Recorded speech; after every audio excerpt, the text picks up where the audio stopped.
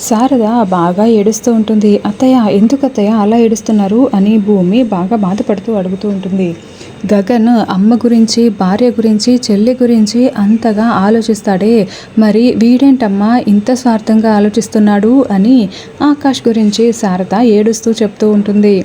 దాంతో భూమి కూడా చాలా ఏడుస్తూ, "అత్తయ్య, అసలు తను మన గగన్ బావ కాదత్తయ్య, గగన్ బావ ఆ రోజే చనిపోయాడత్తయ్య" అని భూమి గుండెలు పగిలేలా ఏడుస్తూ అలా చెప్తూ ఉండడంతో ఇంకా ఆకాష్ వాళ్ళ ఇంట్లోనే భూమి శారద మాట్లాడుకుంటూ ఉంటారు.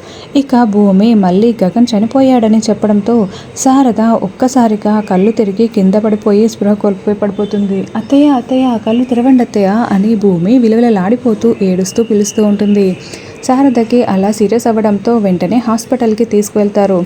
శారదకి డాక్టర్లు ట్రీట్మెంట్ ఇస్తూ ఉంటారు. శారద ఇంకా గగన్ గగన్ అనే కలవరిస్తూనే చాలా సీరియస్ కండిషన్లో ఉంటుంది. "నేను గగన్ లేకుండా ఎలా బ్రతకాలి? నాకు గగన్ కావాలి అని శారద బెడ్పై పడుకొని ఇంకా గగన్ని కలవరిస్తూ విలవిలలాడిపోతూ ఏడుస్తూ ఉంటుంది. భూమికి ఏం చేయాలో అర్థం కాక అలా బాధపడుతూ చూస్తూ ఉంటుంది. అప్పుడే ఇంకొక డాక్టర్ అక్కడికి వచ్చి, "ఈవిడ కోలుకోవాలంటే గగన్లా ఉన్న అతను ఇక్కడికి వచ్చి నేనే మీ కొడుకు గగన్ అని చెప్పాలి. అప్పుడే ఈవిడ కోలుకుంటుంది. ఈవిడ సిచ్యువేషన్ చాలా ప్రమాదకరంగా ఉంది. ఇప్పుడు ఈవిడ కొడుకు బ్రతికే ఉన్నాడని తెలిస్తే కానీ ఈవిడ కోలుకోవడం చాలా కష్టం.